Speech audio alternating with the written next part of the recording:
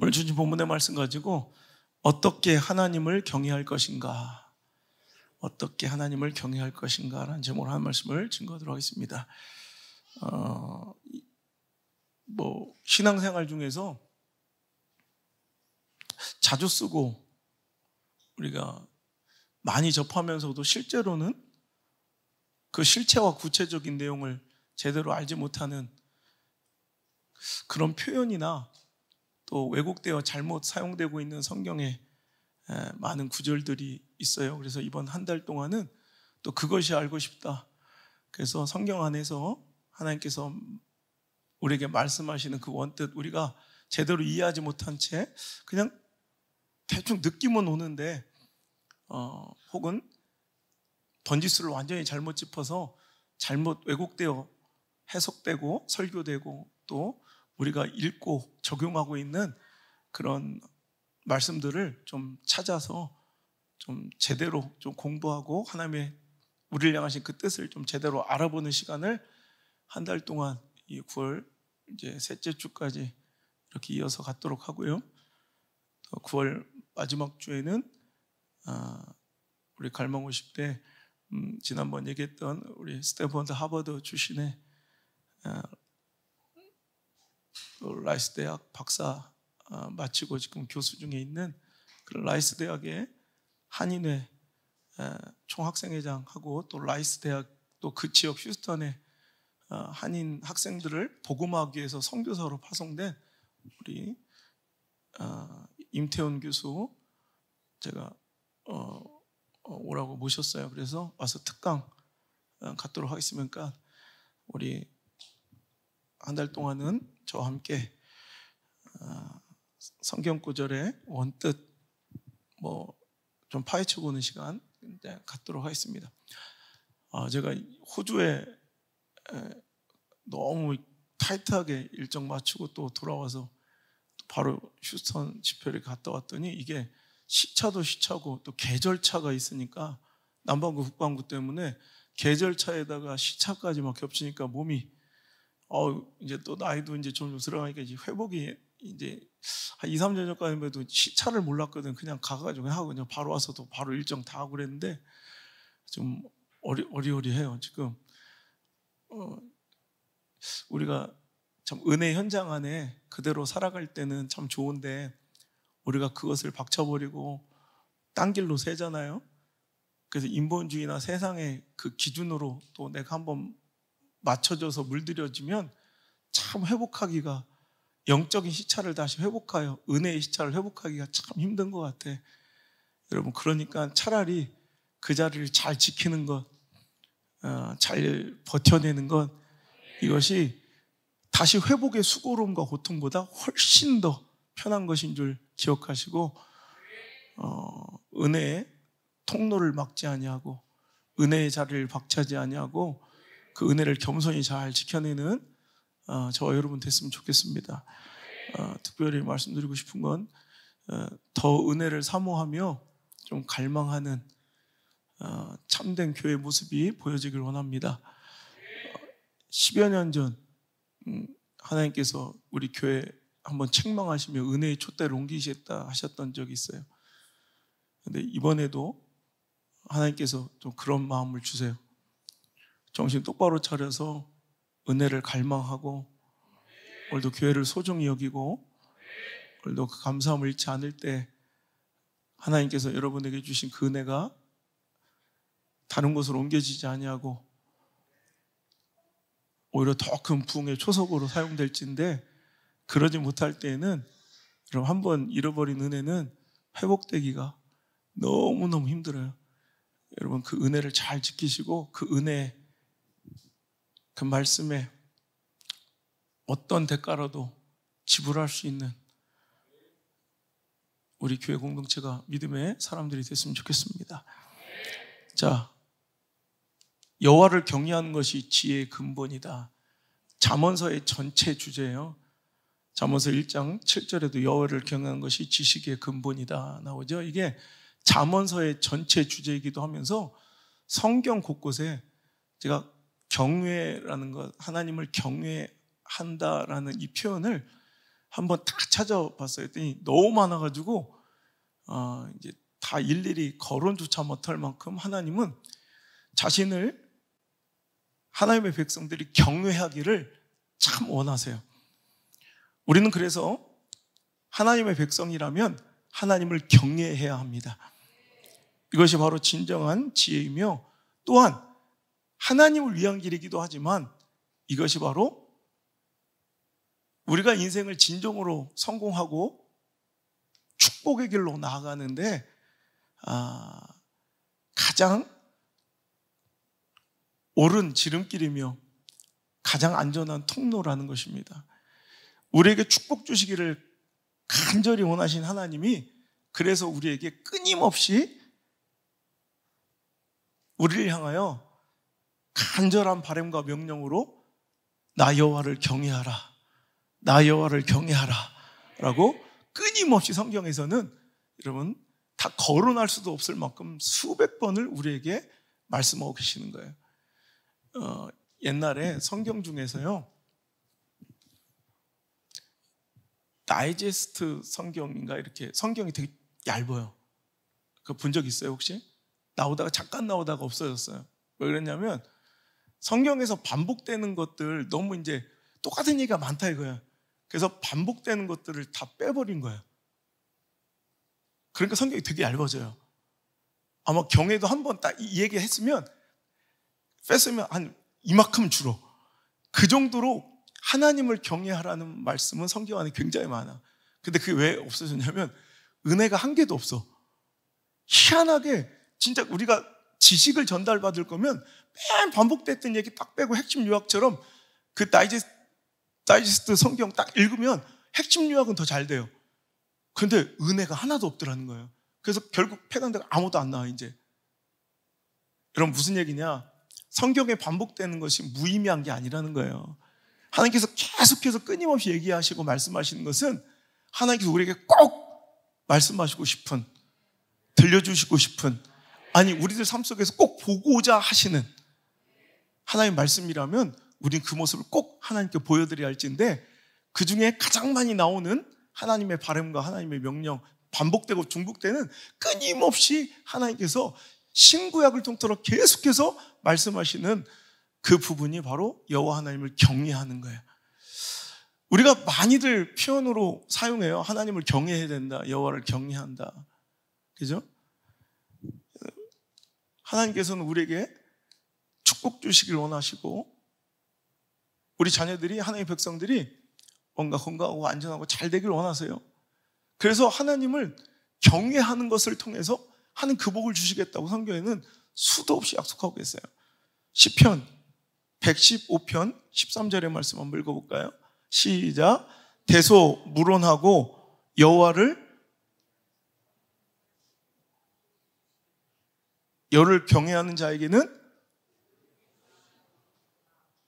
복을 주실 것이다. 그죠? 또 시편 128편 1절부터 4절까지 한번 읽어볼까요? 시작. 여호와를 경외하며 그 도에 행하는 자마다 복이 있도다. 내가 내 손이 수고한 대로 먹을 것이라. 내가 복되고 형통하리로다. 내 집 내 실에 있는 내 아내는 결실한 포도나무 같으며 내 상에 둘린 자식은 어린 감람나무 같으리로다. 여호와를 경외하는 자는 이같이 복을 받을 것이다. 그죠? 여호와를 경외하는 자는 대소무론하고 복을 주시며 여호와를 경외하는 자는 오늘도 이처럼 그 가정에 복을 내려주신대요. 이사야서 33장 6절의 말씀 볼까요? 내 시대에 평안함이 있으며 구원과 지혜와 지식이 풍성할 것이니 여호와를 경외함이 너의 보배니라. 여러분 하나님을 경외하는 것이 지식의 근본이며 하나님 그 거룩한 자를 아는 것이 명철일 뿐더러 여호와 하나님을 경외하는 것이 우리의 보물입니다. 우리의 보배입니다. 그래서 하나님을 아는 것, 또 예수님을 아는 것, 여러분 그것이 바로 우리가 얻을 수 있는 가장 큰 복 중의 복이라는 거 여러분 인정하십니까?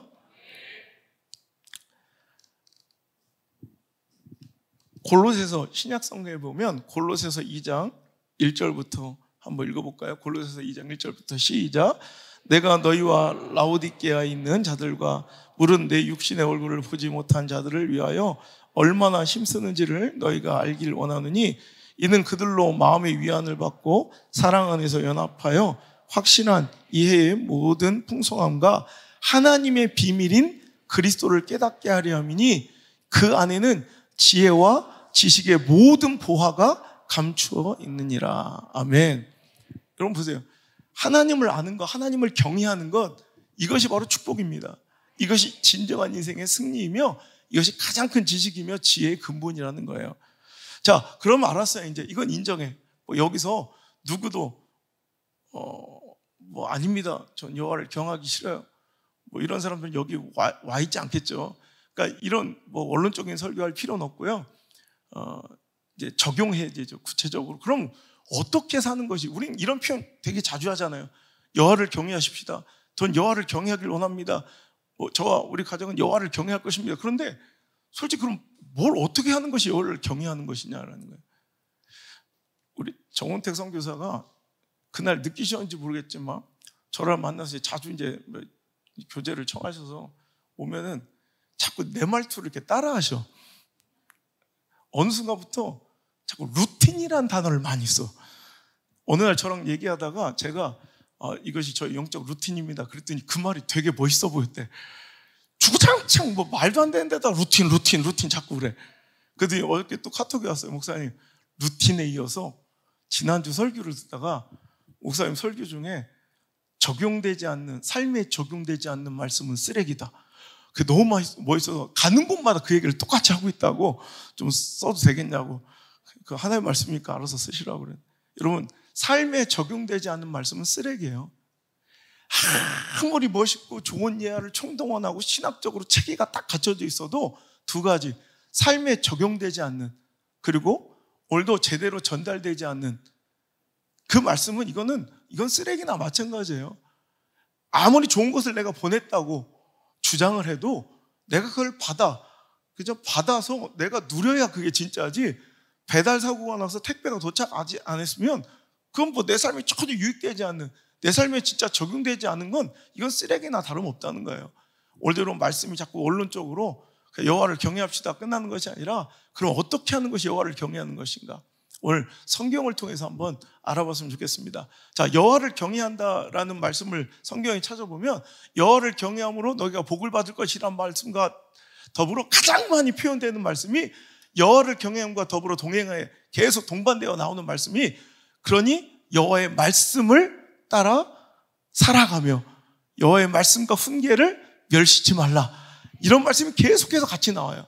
그러니까 오늘도 여호와를 경외한다는 것은 하나님의 말씀을 오늘도 순종하며 존귀하게 여긴다는 뜻이에요. 여러분, 경외라는 뜻은 단순한 공포심이 아니라 우리가 공포가 아니라 너무너무 공경하는 나머지 생겨나는 거룩한 두려움을 얘기하는 거예요. 저는 이 경외라는 단어를 다른 단어로 바꿔서 그 뜻이 가장 잘 통하는 단어가 있다면 사랑이라고 생각해요.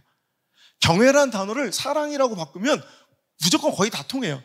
여러분, 진실로 사랑하면 그 사람의 신분, 그 사람의 신체적, 생물학적 이런 차이, 치매, 부재, 이런 거 따질 것 없이 지식, 이런 거 배경, 신분, 고하 이런 거 따질 것 없이 진짜 더 많이 사랑하는 사람이 의리되고 사랑하면 그 상대방의 말 한마디가 그 상대방의 뜻과 의중이 너무너무 나한테 소중하게 되는 거예요.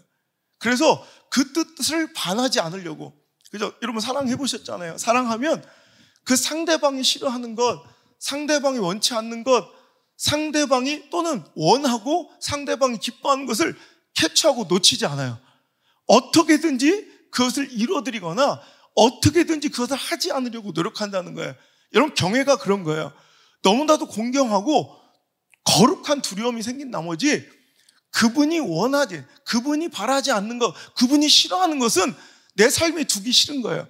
여러분, 어떤 사람이 나의 모든 삶의 인사권을 갖고 있는, 혹은 나의 무슨 승진과 나의 직장 생활의 모든 성공과 성패를 좌우할 수 있는 그런 인사권자의 말 한마디가 있는데 그 사람이 툭 던진 말을 귀히 여기지 않는다, 그걸 뭐 하찮게 여긴다, 이거는 절대로 아무리 그 앞에서는 인사를 90도로 하고 앞에서 벌벌 떤 척을 하고 뭐 창문을 열어줘 별짓거리 다 해도 그가 말하는 것을 귀 기울여 듣지 않고 결국엔 지 뜻대로, 결국은 다른 기준으로 어떤 일을 해가면 그 사람은 진정으로 마음의 중심으로 그 사람을, 상대방을 경외하지 않는 거예요. 존경하지 않는 거예요. 두려워하지 않는 거예요. 존중하지 않는 거예요. 사랑하지 않는 거예요. 무슨 말인지 아세요? 진짜 사랑하면 남편도 생물학적 힘으로 보면 여자를 못 이긴 사람 없잖아요. 거의 다 그렇잖아요. 거의 몇 명 빼놓고는 거의 다 뭐 두드려 맞는 일은 없잖아요.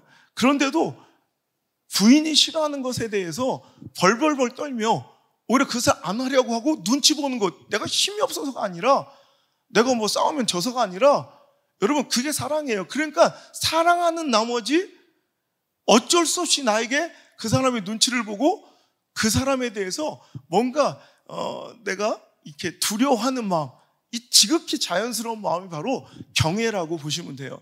그렇다면 여러분, 오늘도 하나님도 마찬가지예요. 하나님을 진정으로 공경하여 거룩한 두려움이 내 안에 소유되어 있다면, 경외함이 있다면 가장 먼저 그분의 말씀에 귀 기울이며 그 말씀을 청종하며 그분의 말씀에 반하여 살아가기를 절대로 기뻐하지 않아요.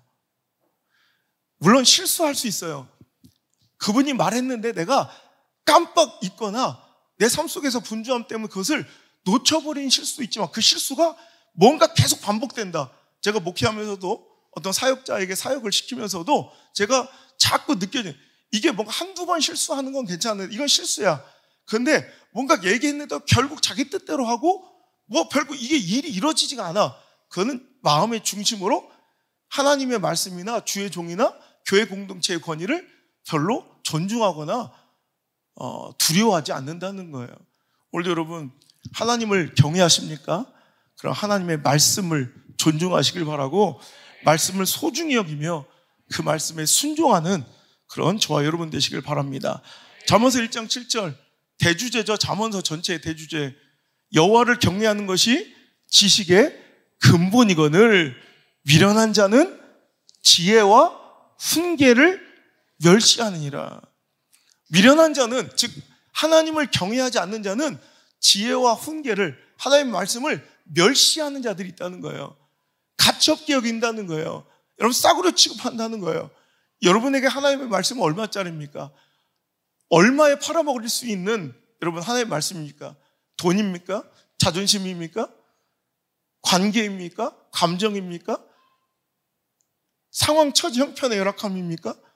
어떤 것이 내어지면 여러분은 그것과 하나님의 말씀을 바꿉니까?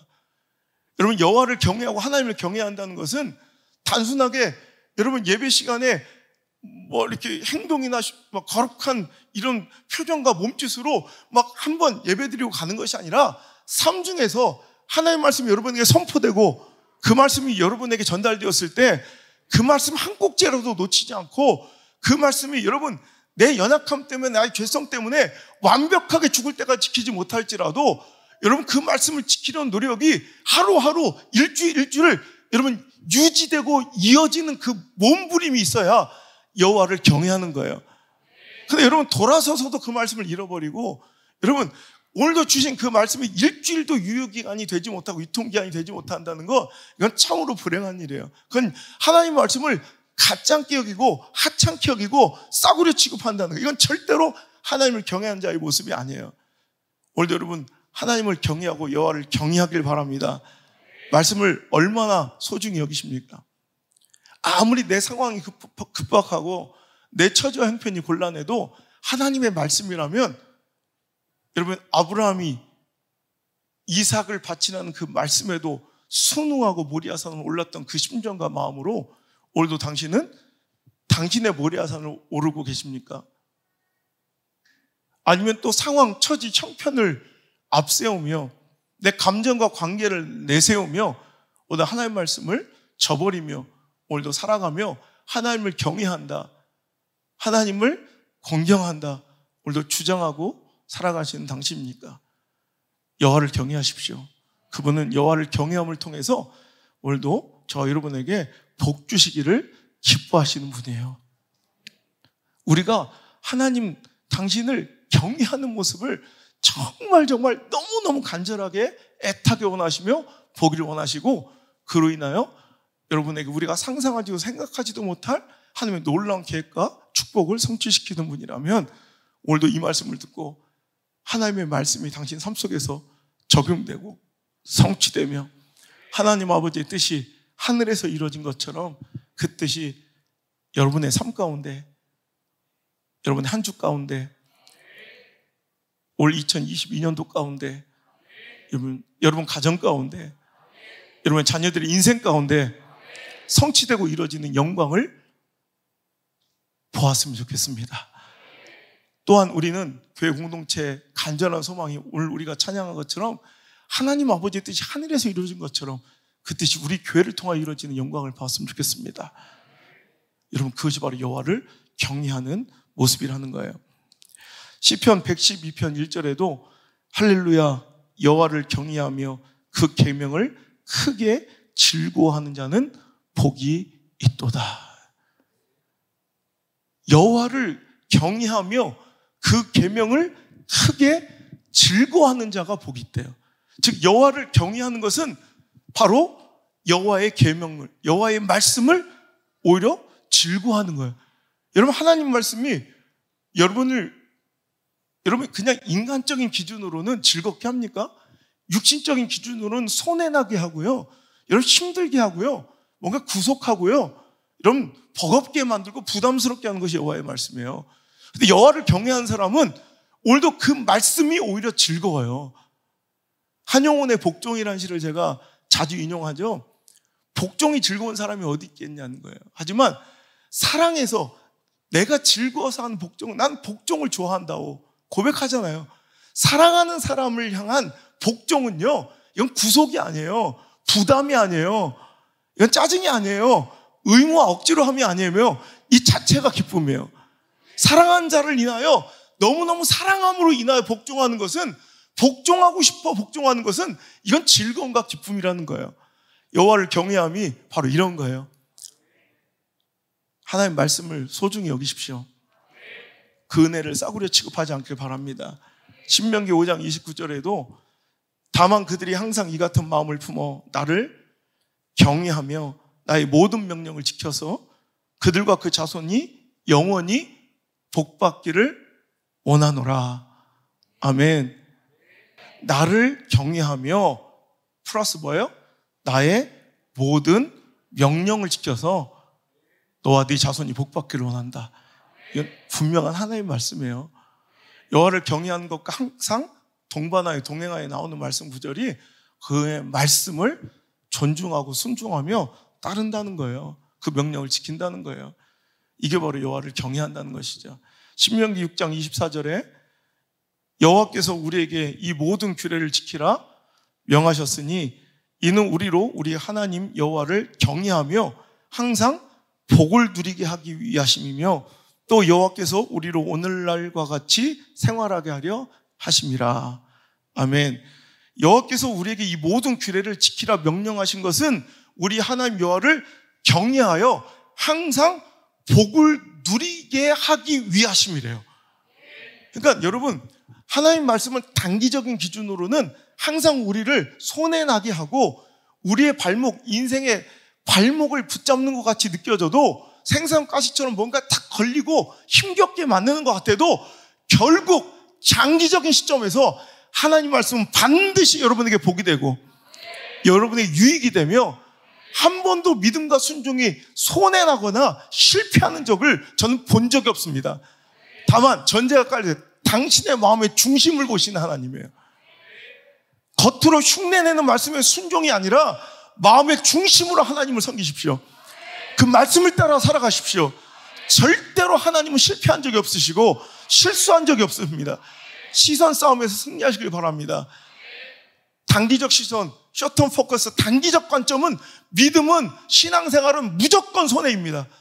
하지만 제가 지켜본 바 우리 아버지 목회 40년, 제 담임 목회 20년, 수천 가정, 그 자손 자녀들까지 제가 대를 이어 전국 전 세계를 다니며 그 결과물 해답지를 볼 때 우리 하나님은 정확하신 분이에요.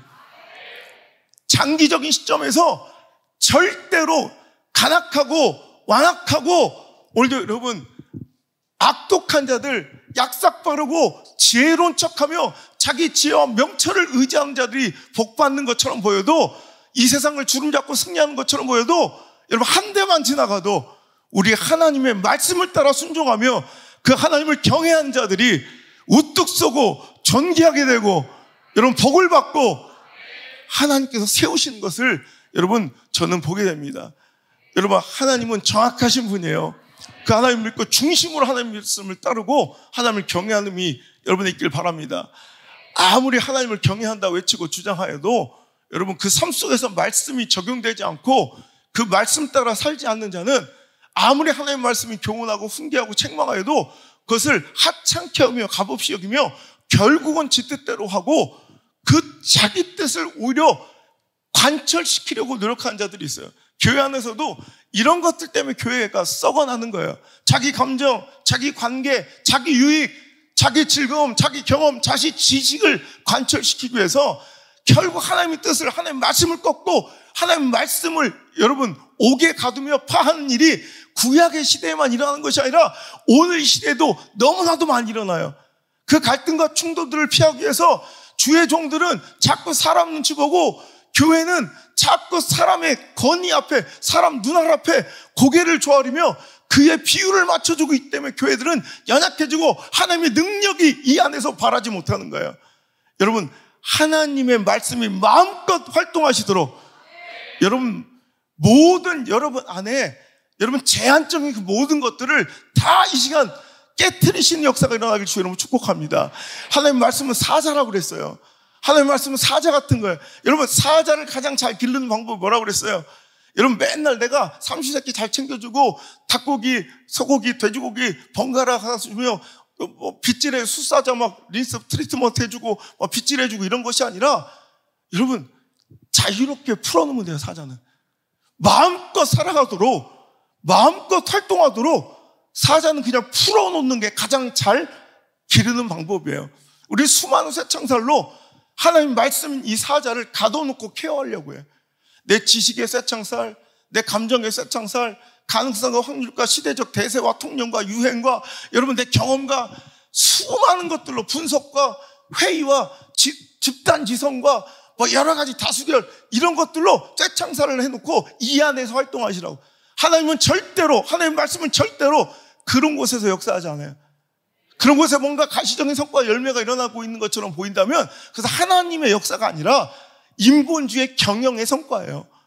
여러분 우리는 경영의 성과물을 보기를 원하는 것이 아니라 믿음의 결과물, 하나님의 역사의 산물을 보기를 원하는 거예요. 여러분 오늘도 하나님 말씀 따라 살아가며 그를 경외하고 있음을 오늘도 여러분 증명하는 저와 여러분 우리 교회 공동체가 됐으면 좋겠습니다. 시편 128편 아까도 여호와를 경외하는 자의 축복에 대해서 우리가 읽어봤는데요. 거기서도 이렇게 말씀하죠. 여호와를 경외하며 그 도에 행하는 자마다 복이 있도다. 그 도를, 그 말씀을 따라 그 얘기를 걷는 자마다 복이 있도다. 하나님 말씀을 따라 살아가고 그 얘기를 걷는 자가 복이 있다는 거예요. 이게 바로 여호와를 경외하는 것과 일맥상통한 말씀이에요. 여러분 여호와의 길을 걸어가고 계십니까? 말씀 따라 살아가고 계십니까? 아니면 여러분 상황 따라 살고 있지 않아요? 형편 따라 살아가고 있지 않아요? 감정 따라 살아가고 있지 않아요? 처지 따라 살아가지 않아요? 분위기 따라 살아가지 않아요? 그러면 안 돼요. 말씀 따라 살아가야죠. 가능성, 확률 따라 살아가는 게 믿음이 아니라, 형편과 처지 따라 살아가는 것이 믿음이 아니라 말씀 따라 살아가는 거예요. 감정과 관계 따라 휩쓸려 살아가는 것이 믿음이 아니라, 교회생활, 신앙생활이 아니라 오직 말씀 하나 따라가는 거예요. 늘 얘기하죠. 여기 다른 건 다 좋은데 말씀이 은혜가 안 돼. 그럼 떠나셔야 돼요. 근데 다른 건 다 힘든데 말씀 하나만 좋아요. 그럼 말씀 붙드셔야 돼요. 말씀이 들리는 곳에 있으셔야 되고 말씀이 은혜 있는 곳에 있으셔야 돼요. 이게 바로 교회라는 거예요. 예레미야서 32장 39절에도 내가 그들에게 한 마음과 한 도를 주어 자기들과 자기 후손의 복을 위하여 항상 나를 경외하게 하고, 내가 그들에게 한 마음과 한 도, 한 말씀을 주어 자기들과 자기 후손의 복을 위하여 항상 나를 경외하게 했대요. 그러니까 하나님을 경외하는 건 하나님을 위함이 아니라 실은 나와 내 자손들을 위함이에요. 그러니 오늘 여러분 단기적인 시선과 계산질로 오늘도 불순종을 선택하거나 오늘도 상황과 처지의 논리를 따라 살지 말고 형편 따라 살지 말고 하나님 기뻐하신 자리에 당신의 발걸음을 두고 당신의 선택과 결정이 하나님 원하시는 자리에 있게 되기를 주 예수 그리스도 이름으로 축복합니다. 두 번째로 여호와를 경외한다는 거. 첫 번째는 뭐라고요? 하나님 말씀을 소중히 여기며 그 말씀 따라 순종하는 거. 이게 여호와를 경외하는 거예요. 아셨죠? 뭐 힘들게 복잡한 그냥 원론적으로 그냥 하나님을 경외합시다. 근데 정작 말씀에 순종하지 않는 건 이건 경외하는 게 아니에요. 하나님을 두려워하지 않는 거, 하나님을 사랑하지 않는 거예요. 자, 여호와를 경외하는 거. 두 번째, 어떤 상황에도 감사하십시오. 이게 여호와를 경외하는 거예요. 자, 아까 제가 신약성서 읽어봤죠? 하나님을 아는 것, 이것이 명철이며, 그래도 여호와를 경외하는 것, 이것 안에 모든 너의 보배가 있다. 그러면서 골로새서 아까 읽었잖아요. 자, 골로새서 2장 1절 여기 똑같아요. 예수를 아는 것이 네 보배. 예수 안에 그 모든 보화와 보물이 다 있대요. 자, 다시 한번. 자, 2절 골로새서 2장 2절 시작. 이는 그들로 마음의 위안을 받고 사랑 안에서 연합하여 확실한 이해의 모든 풍성과 하나님의 비밀인 그리스도를 깨닫게 하려 함이니 그 안에는 지혜와 지식의 모든 보화가 감추어 있느니라. 여러분, 자, 이렇게 하고선 자, 이 말씀을 하는 이유를 쭉 설명하고 있어요. 4절부터 이어서 읽어볼게요. 시작. 내가 이것을 말함은 아무도 교묘한 말로 너희를 속이지 못하게 하려 함이니 이는 내가 육신으로 떠나 있으나 심령으로는 너희와 함께 있어 너희가 질서 있게 행함과 그리스도를 믿는 너희 믿음이 굳건한 것을 기쁘게 봄이라. 그러므로 너희가 그리스도 예수를 주로 받았으니 그 안에서 행하되 그 안에 뿌리를 박으며 세움을 받아 교훈을 받은 대로 믿음에 굳게 서서 감사함을 넘치게 하라. 아멘. 여러분, 이사야서 33장 6절의 말씀에 내 시대에 평안함이 있으며 구원과 지혜와 지식이 풍성할 것이니 여호와를 경외하는 것이 네 보배다 했고요. 신약성경에는 예수 그리스도 안에 여호와를 경외하는 것이 보배고 예수 그리스도 안에 모든 지혜가 감춰져 있는데, 그러니 네가 믿는다면 그 말씀대로 행할 뿐더러 뭐 하래요? 오늘도 여호와를 경외하는 것과 예수님을 아는 지식, 이게 똑같은 거예요. 그것을 위해서 사도 바울은 모든 세상에 내가 귀하게 여겼던 것들을 배설물처럼 버릴 수 있었던 거, 예수를 아는 이 고상한 지식 하나를 얻는 거예요. 이것이 여호와를 경외하는 거예요. 그런데 오늘 여호와를 경외하니 분명히 그 믿음대로 너희는 세워지며 그 말씀의 도를 따라 교훈을 받은 대로 행하되 감사함이 넘치게 하라 그래요. 여러분, 그냥 오늘도 여호와를 경외하는 것은 하나님 말씀을 따라 살아가고 순종할 뿐더러 오늘도 그 안에 뭐가 있어야 돼요? 감사가 있어야 되는 거예요. 여러분, 그래서 시편 23편은 여호와는 나의 목자시니 부족함이 없어요. 왜? 내가 원하고 바라는 대로 모든 것이 형통하고 어떠한 시련과 환난과 고난도 없고 레드카펫만 걸어가며 소풍길처럼 피크닉처럼 행복한 길만 계속 펼쳐지니? 아니죠.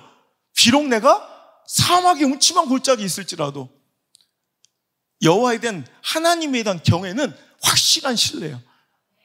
그 신뢰에서 비롯된 경험, 그 확신과 하나님에 대한 신뢰에서 비롯된 경외함이에요. 그러니까 내가 비록 오늘은 사망의 음침한 골짜기 있어요. 만족스럽지 않은 상황 속에 내가 처해 있을지라도 오늘도 그분이 나를 인도하여 어디로?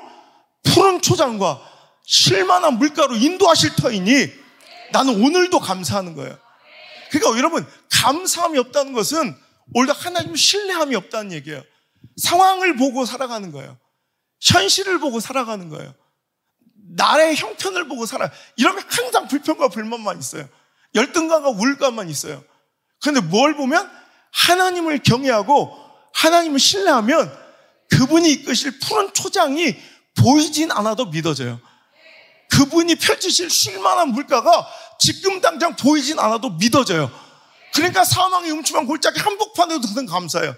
여호와를 경외하는 사람들은 감사가 있어요. 오늘도 감사는요, 어떤 성격적인 면이 아니라 신앙이라고 제가 누누이 말씀드려요.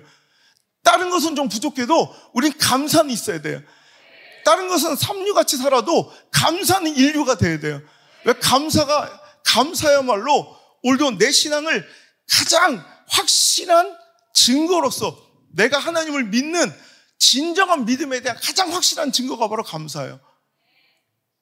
그래서 하나님 우리에게 데살로니가전서 5장 16절에 18절 항상 기뻐하고 쉬지 말고 기도하며 범사에 감사하라고 명령하시며 이는 그리스도 예수 안에서 너희를 향하신 내 뜻이다 라고 우리에게 누누이 말씀하고 계시는 거예요. 우리가 여러분 범사에 감사하고 항상 기뻐할 일만 있습니까? 여러분, 우리가 만족한 상황만 계속 펼쳐지고 내 삶이 가득 차서 우린 감사하는 것이 아니라, 기뻐하는 것이 아니라 뭐예요? 그분을 신뢰하기에. 사도 바울은 그래서 빌립보서 4장 11절에 내가 궁핍함으로 말하는 것이 아니라 어떠한 형편인지 내가 자족하기를 배웠노니 내가 비천에 처할 줄도 알고 풍부에 처할 줄도 알아 모든 일에 배부르며 배고픔과 풍부와 궁핍에도 일체의 비결을 배웠노라. 여러분, 내가 비천에 처해도 괜찮고 풍부에 처해도 괜찮고 모든 일에 배부르면 어떻고 배고프면 어떻고 풍부하면 어떻고 궁핍하여도 나는 일체의 비결, 항상 자족, 즉 만족하고 감사할 수 있는 비결을 배웠다는 거예요. 그러면서 그는 고백하죠. 내게 능력 주신 자 안에서 내가 모든 것을 할 수 있습니다. 오늘도 이 순종의 원동력은 바로 환경, 처지, 형편이 아니라는 거예요. 저 사람은 환경이 좋아서, 처지와 형편이 좋아서, 저 사람은 확률 가능성이 높아서, 저 사람 돈이 많아서 순종하고 헌신하고 살아가는 것이 아니라, 하나님 말씀 뜻대로 살아가는 것이 아니라 오늘 하나님을 경외함에 그냥 감사하고 그분을 신뢰함이 감사함으로 증명되며, 오늘도 내가 그분을 위해서 어떠한 처지와 형편에 상관없이 나는 그분 뜻대로 살아가길 기뻐하는 것, 이게 바로 하나님을 경외한 자의 모습이라는 거예요. 다시 한번, 이것이 바로 진정한 믿음이며 감사야말로 믿음의 가장 확실한 증거이기에 감사함이야말로 하나님을 경외함의 가장 확실한 삶의 방식임을 우리는 잊지 않아야 합니다. 오늘 여러분, 감사가 흐트러지고 있다면 이건 영적인 심각한 위기가 있는 거예요. 여호와를 신뢰하고 확신함이 무뎌진 거고, 그럼으로써 여호와를 경외하고 있지 않은 것이며, 오늘도 그것은 더 나아가 오늘도 하나님께 수없이 성경 속에 약속하시는 너와 네 자손들의 복을 받기 위한 여호와의 경외함의 통로를 내가 막고 있는 거예요. 오늘도 여러분 말씀에 순종하시고 감사하며 살아가시기 바랍니다.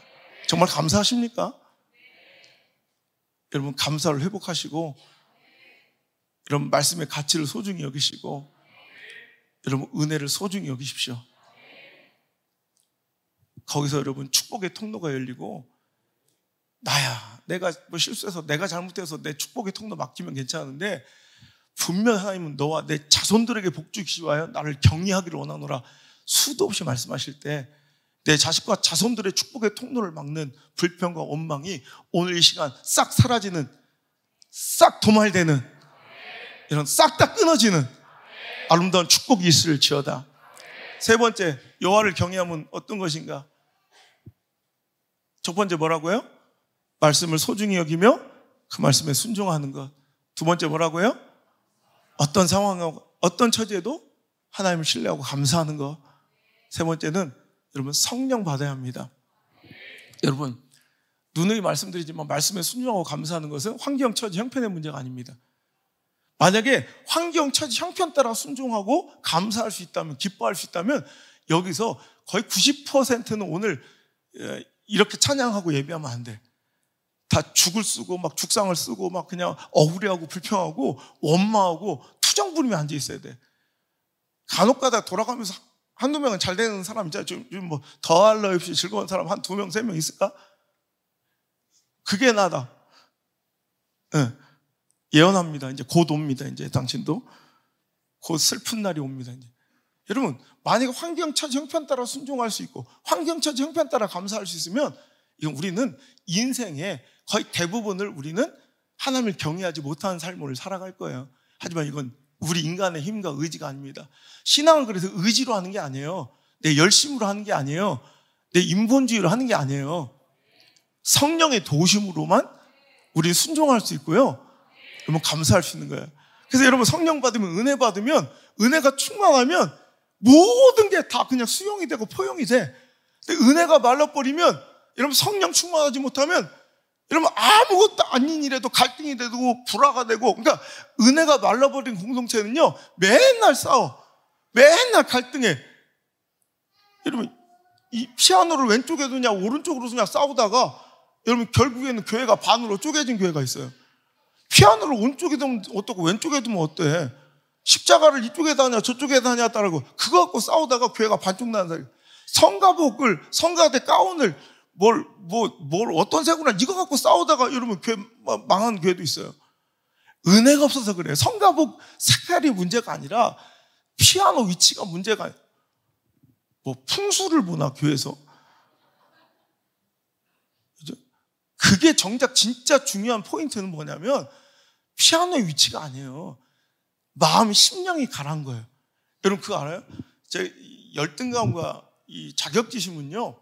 그러니까 말라버린데 제가 항상 갈등과 분노를 유발해요. 제가 개척할 때 내 인생에서 가장 최고의 힘든 시간을 보냈어요. 그러니까 성도들한테는 뭐 표현하지 못했지만 만만한 게 가족이라고 제가 우리 이 가족들을 만나면 내 여동생네나 우리 누나 이렇게 가정을 이렇게 만나면 뭐 이렇게 서운한 게 많는 거예요. 옛날에 그래서 뭐 겁나 싸웠어요. 아무렇지도 않게 그냥 툭 던진 말에 내가 괜히 막 자격지심에 막 그냥 나를 무시하나? 아무것도 아닌데 내가 이렇게 막 사니까 나를 무시하나? 막 이런 마음에 거기는 아니 누가 자기 오빠를 자기 동생을 이렇게 무시하고 뭐 돈 아끼고 힘들게 산다고 무시하겠습니까? 말도 안 돼. 그런데 그렇게 느껴져요. 그건 상대방의 잘못이 아니라 내 가람이야. 내 가난이야. 내 마음이 가난하니까요. 그냥 다 그냥 분노와 원망이에요. 그래서 툭 한번 싸우고 이래서 안 되겠더라고. 그래서 내가 만나지 말자. 왜냐면 이게 막 서로 상처가 되는 거예요. 내 자존심이 아직 살아서 성도들 앞에서는 그래서 담임 목회자라는 그런 뭔가 책임감에 그런 걸 막 내색하지 못하는데 가까운 가족에게는 이게 막 폭발을 하는 거예요. 참았다고 저도 인간인지라 막 폭발을 하는 거예요. 그래서 개척하고 한동안 우리 엄마 아버지 앞에서 불효한 모습을 제가 보이다가 내가 안 되겠더라고. 그래서 아예 만나지 말자. 연을 끊고 살았던. 지금은 그냥 막 만나. 뭐라고 해도 그래 알아서 해. 내가 다 할게. 요즘에는 내 귀에다가 확성기를 대고 욕을 해도 괜찮아. 진짜 막 침을 뱉어도 괜찮아. 닦으면 되지 뭐. 그러니까 이게 마음이 부요해지니까요 다 용납이 되더라고요. 그러니까 여러분 오늘 잘 생각하셔야 돼. 상황, 처지, 형편, 상대방의 몰지각 이게 문제가 아니에요. 제가 다음 주에 이제 CBS 방송 가가지고 이제 이 분노와 갈등에 대해서 설교할 건데 이 마음의 가난함이 문제더라고. 이게 상황, 처지, 형편의 이런 몰 상식과 비인격과 이런 것들이 갈등을 유발하고 내 분노를 유발한다고 생각하는데 내 마음이 가난하니까 그래. 여러분 성령으로 채워지면요 내 열심으로 하는 게 아니라 내 노력으로 내 의지로 하는 거 아니에요. 신앙생활 순종은 성령 받아 해야 돼요. 은혜 받아 해야 돼요. 제가 늘 얘기하죠. 성령 받으면 기름 부은 램프 같다고. 기름이 꽉 차 있는 램프는 불을 당기면 계속 활활 타요. 심지가 계속 기름을 머금고 계속 탄다고. 그런데 기름이 바짝 말라. 은혜가 이제 바짝 말라. 그러니까 은혜는 성도의 호흡이야. 무조건 숨 쉬어야 돼. 무조건. 여러분, 호흡 없으면 죽는 거잖아요. 무조건 숨 쉬어야 돼요. 이유 불문 상황 처지 형편 가릴 거 없이 무조건 은혜 받아야 돼. 왜? 호흡이니까. 성령 받고 은혜가 충만하면요, 여러분, 내가 그냥 계속 하나님 역사를 조금 더 지침 없이 할 수 있어요. 이건 내 의지와 노력이 아니에요. 하나님의 도우심을 하나님이 하시는 거야. 내 안에서 역사하시는 거라. 근데 이제 은혜가 바짝 말라 들어가. 밑바닥을 드러내. 그런데도 뭔가 내가 지금까지 해왔던 신앙 교회 안에 포지션이 있잖아요. 그러니까 할 수 없이 뭔가를 해야 돼, 계속. 우리 한국 교회 구조가 그래요. 우리처럼 그냥 막무가내로 막 조직도 없고 직분도 없고 우리 교회는 그냥 지가 들어올 때 장로라고 하면 장로야. 그냥 지가 총회장이라면 총회장이고 뭐 상관없어. 우리 관심도 없고. 내가 기회를 드리고 팁을 드리는 거예요. 그러니까 들어올 때 한 2단계 높여 들어와요. 우리 임직시간 지금 15년 동안 없었어. 이번에 한번 해볼까? 그러니까 한 2단계, 아예 2단계 정도 올려와. 그냥 귀찮아 죽겠으니까 한 번에 갑시다. 그냥. 그죠? 나갔다 어디 들어가도 돼. 그래 나갔다 가서 2달 만에 권사 받았다고 들어오면 돼요. 그럼 그런 그 포지션 때문에 할 수 없이 은혜는 빼싹 말 성령의 기름 부으면 하나도 없는데 뭐 하고 있어요? 꾸역꾸역 일하고 있는 거예요. 그게 맡은 바 소임이라고. 그건 안 하는 게 나아요. 내 의지와 열심은 반드시 뭐가 있다? 한계가 있어요.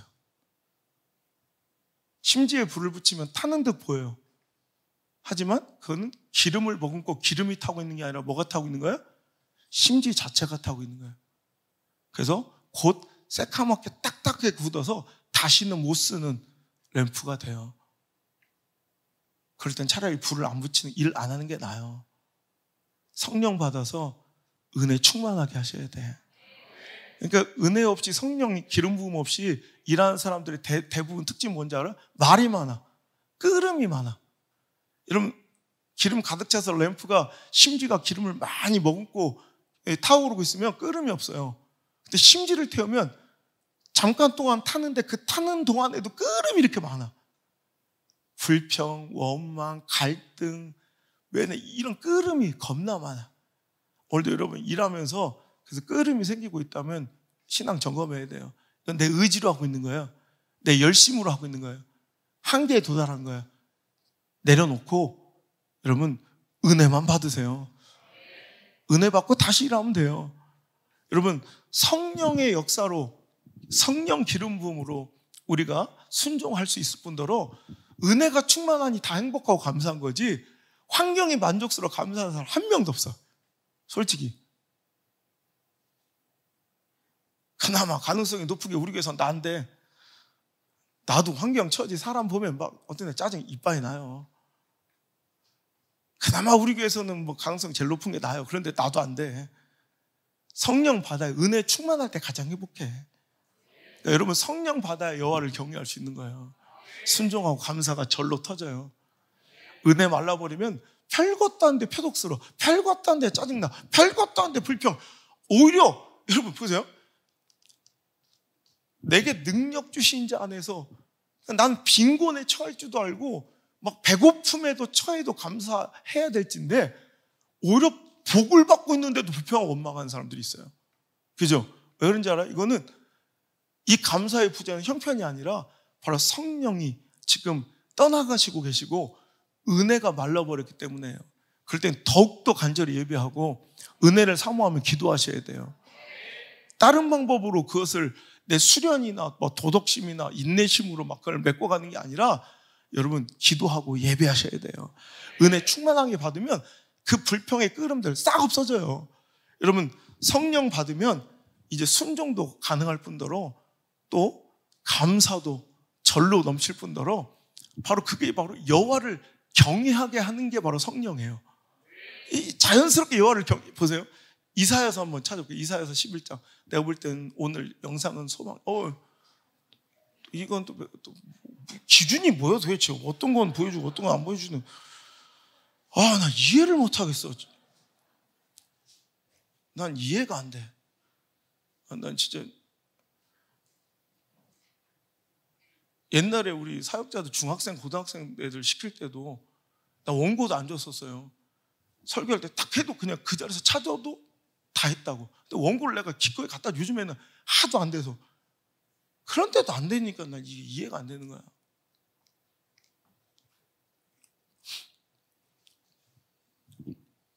그거 알아요?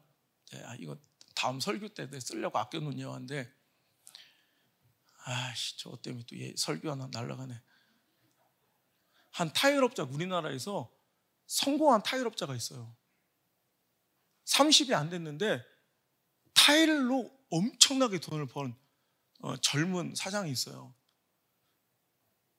나는 그 사장 배운 건 없고 고등학교 졸업하고 타일 바닥에서 열심히 타일만 붙이면서 그 업계에서 지금 아주 이름만 되면 알려질 정도로 굉장히 지금 서울에서는 엄청나게 지금 공사가 막 이 불경기에 또 쫙 밀려가지고 스케줄 잡기가 제 부흥의 스케줄 잡기보다 더 힘들 정도로 그 돈을 많이 벌어요. 근데 얼마나 꼼꼼하게 얼마나 철저하게 일하는지, 그러니까 혀를 내두를 정도로 오히려 그 시공을 맡긴 주인이 미안할 정도로 정말 섬세하게 디테일하게 실수 안 하려고 노력을 해요. 그래서 그걸 물어봤어. 왜 이 정도까지 하냐고. 그랬더니 난 참 이게 지혜는요 지식하고는 다른 거야. 그 젊은 사장이 20대 사장이 이런 얘기를 하대. 어떤 연륜 있는 한 업계에서 평생을 살아오신 연륜 있는 기술자들이 한번 실수를 하면 그 사람의 경력의 오점이 되는 거래. 그것 때문에 그 사람의 경력의 오점이 되는 건데, 저처럼 젊은 사람이 실수를 하면 그 자체가 나의 경력이 됩니다. 에이구, 됐다. 겁나 멋있는 얘기인데, 평생을 한 자리에서 굳건히 버티며 최고의 경지에 오른 사람들이 한번 실수해도 그냥 경력의 오점이 되는데, 나는 오늘 실수하면 그것은 그냥 그게 나의 경력이래. 그냥. 그래서 나는 오늘 최선을 다할 수밖에 없다. 하나님의 일을 할 때 내가 오늘도 좀 조직 개편을 좀 해야 될 것 같아서 팀 개편 같은 것들을 좀, 새로 오신 분들이 있어서 참 일꾼들이 참 없어. 그렇게 하면서도 내가 아쉬운 부분들 몇 팀을 이렇게 집사람한테 얘기했어요. 참 시간을 내어 신방하거나 영혼을 살피는 그 작업을 도대체 일주일 동안 얼마나 할지, 영혼을 맡겨주어도 참 가슴 아픈 일이다. 나 그런, 목사가 저렇게 목회하면 그 교회 안 다닐 텐데 지들은 저렇게 양육을 한다.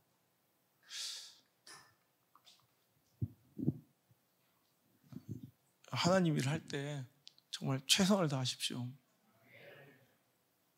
애늙은이처럼 하지 말고 이게 당신의 실력이고 경력이 돼요.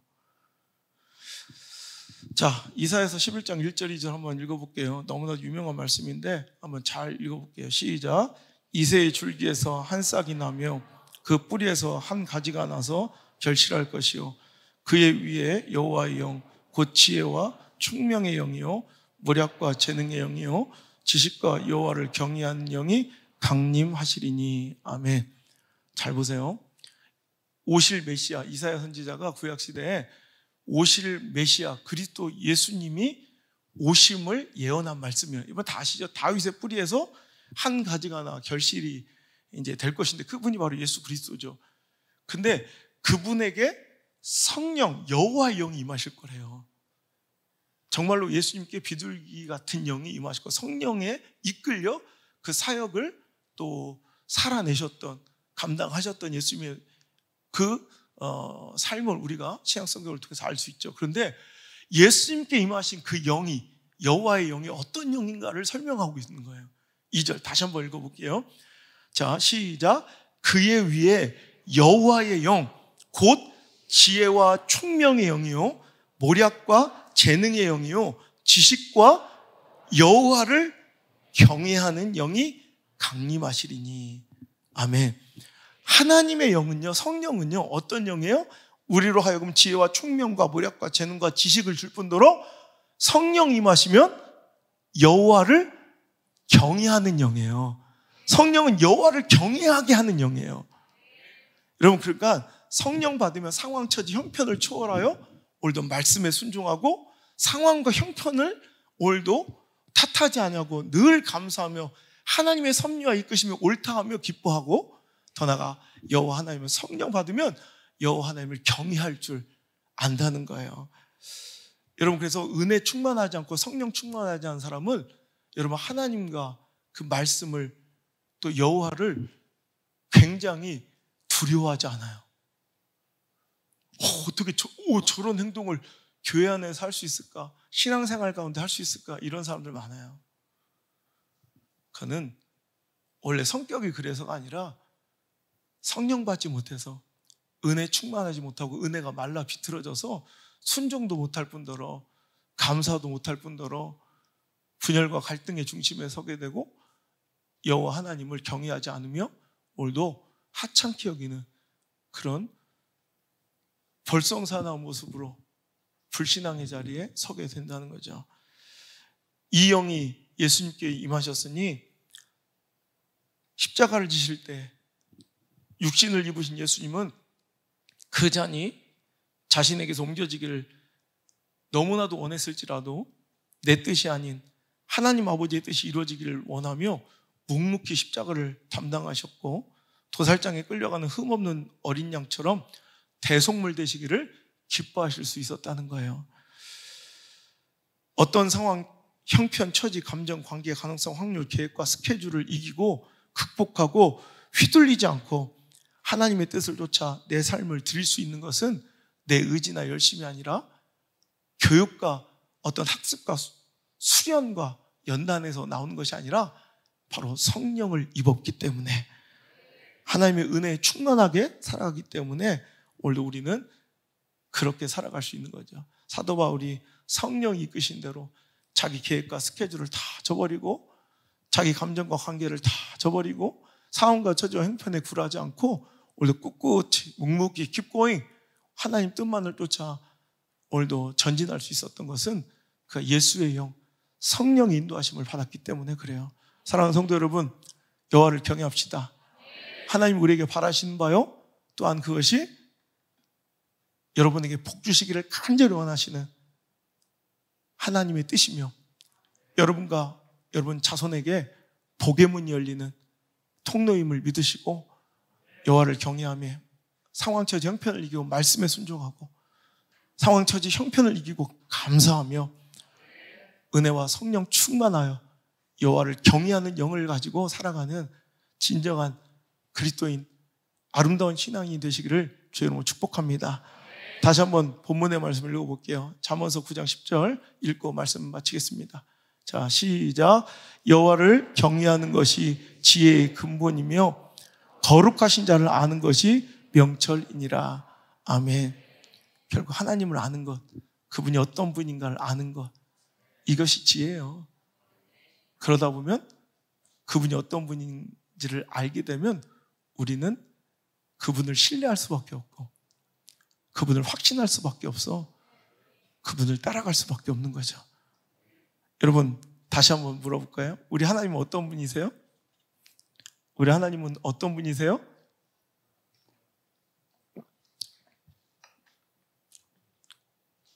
우리 물맷돌 캠프 시간에 매일마다 외쳤는데도 우리 하나님은 위대하신 분이에요. 그 권능이 인간의 이해로는 도저히 이해할 수 없는 분임을 믿습니까? 이걸 아는 것이 지혜예요.